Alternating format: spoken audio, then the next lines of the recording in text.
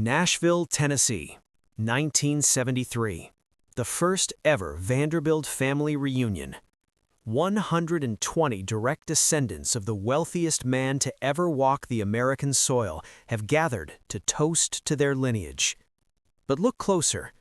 There are no private jets idling on the tarmac, no motorcades, no golden scepters.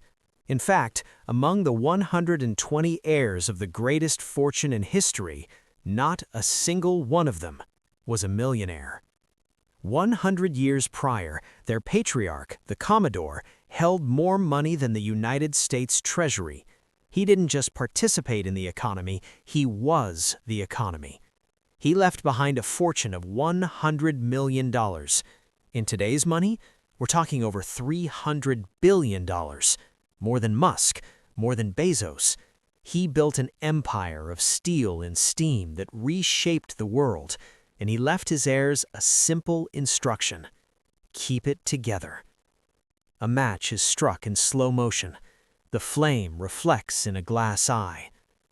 They didn't. It took 100 years to build the greatest empire in American history, and only one generation to set it on fire. This isn't just a story about losing money. It's a story about the terminal disease of decadence. This is the Vanderbilt collapse. Cornelius Vanderbilt was not a nice man. He was a predator, a high seas high roller who dropped out of school at age 11 because he realized that books don't pay as well as boats. He started with a $100 loan in a single pariager. He didn't want to compete, he wanted to annihilate. When the steamship monopolies tried to price him out, he lowered his fares to zero just to watch them starve. He was the personification of raw, unadulterated capitalism. He lived in a modest house, he ate simple food, he had no interest in high society. To Cornelius, New York's elite were fat-headed fools. He didn't want their respect, he wanted their assets. By the time he died in 1877, he controlled the New York Central Railroad. He owned the veins and arteries of American commerce. But Cornelius had a fear, a dark, looming obsession. He saw what happened to the great houses of Europe. They grew soft. They divided the pot until there was nothing left but crumbs and titles. His old money philosophy was brutal. Consolidate. He left 95% of the fortune to one son, William Henry Vanderbilt. He told Billy, "Any fool can make a fortune. It takes a man of brains to keep it." He thought he had secured a dynasty. He thought he had built a fortress. He was wrong. He had only built a target. William Henry Vanderbilt did the impossible. He actually doubled the fortune.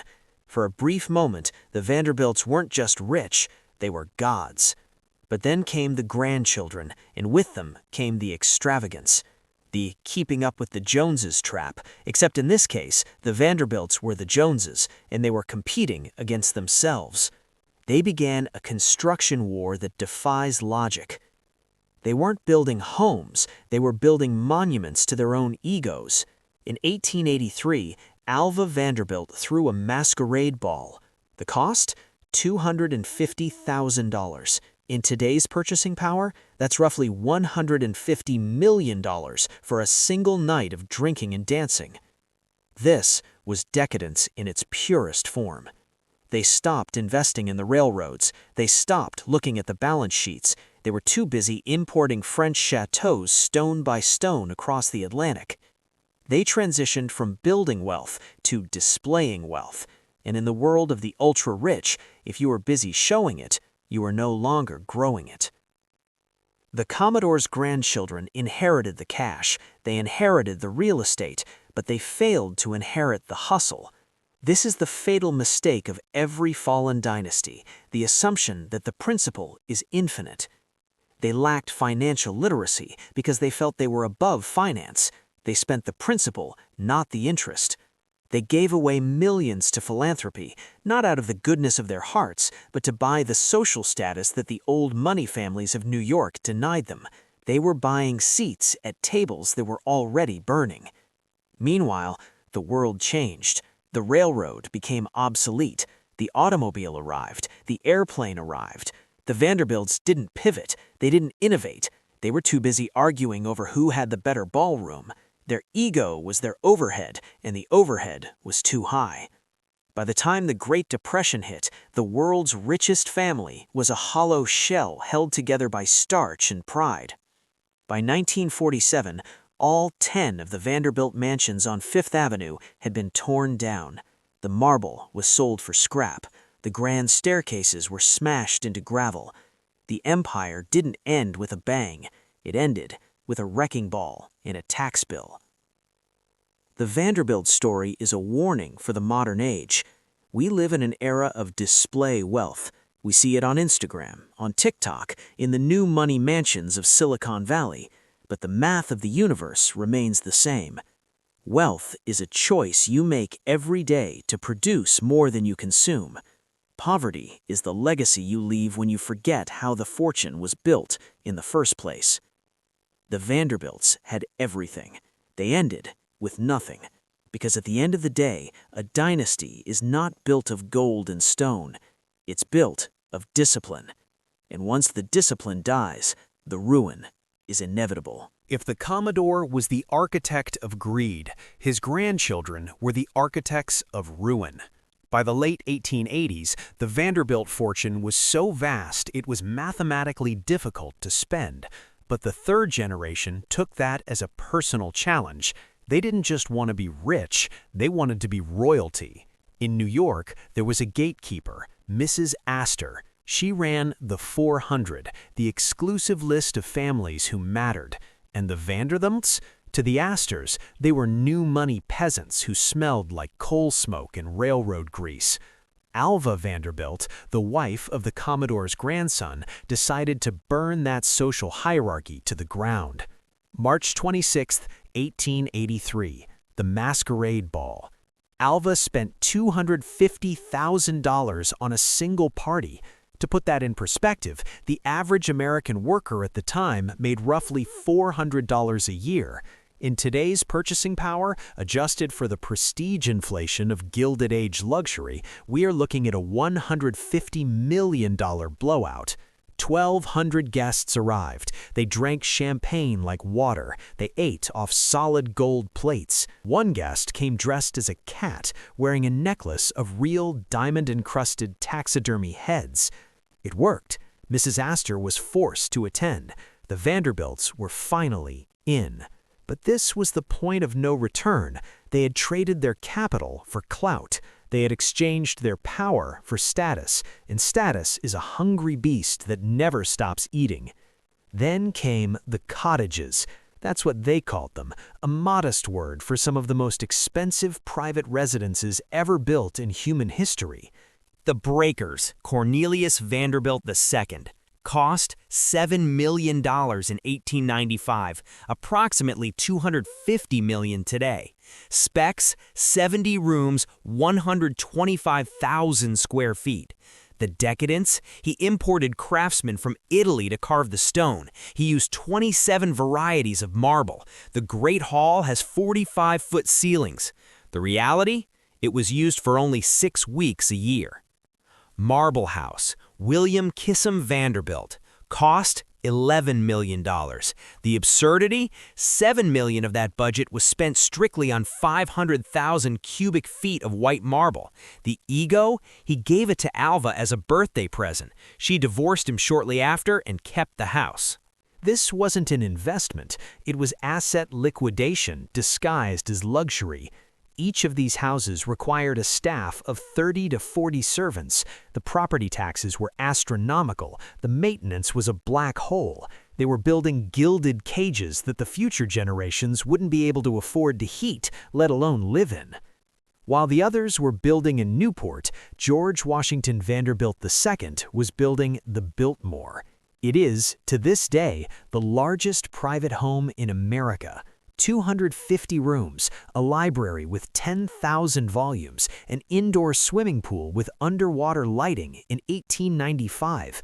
George was the intellectual. He didn't care about railroads. He cared about art. He cared about horticulture. He cared about spending the Commodore's money.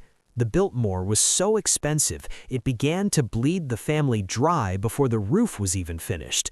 George died at age 51, leaving a widow who had to sell off 87,000 acres of the estate just to keep the lights on. The Commodore's philosophy was to own the means of production. The grandchildren's philosophy was to own the most expensive stuff. One builds empires, the other builds ghosts. The Commodore had a saying, "I can buy any man, but I can't buy a man's brains." He knew that money, without the spirit of the predator, is just a heavy weight waiting to sink a ship, and by the fourth generation, the Vanderbilt ship was taking on water at an impossible rate. The fatal mistake wasn't just the spending, it was the stagnation. The New York Central Railroad was the backbone of the Vanderbilt fortune. It was the old reliable. But in the boardroom, the fire had gone out. The heirs weren't railroad men. They were socialites. They sat on boards of directors as a formality, sipping sherry while the world moved from steam to gasoline.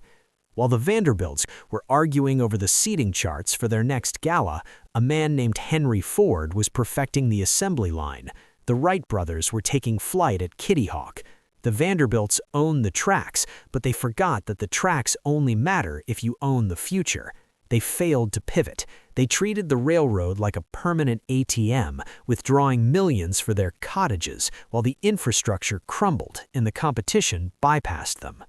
By the time the government began regulating the railroads and the Great Depression struck, the unsinkable New York Central was a relic of a bygone era. Then there was the philanthropy of ego.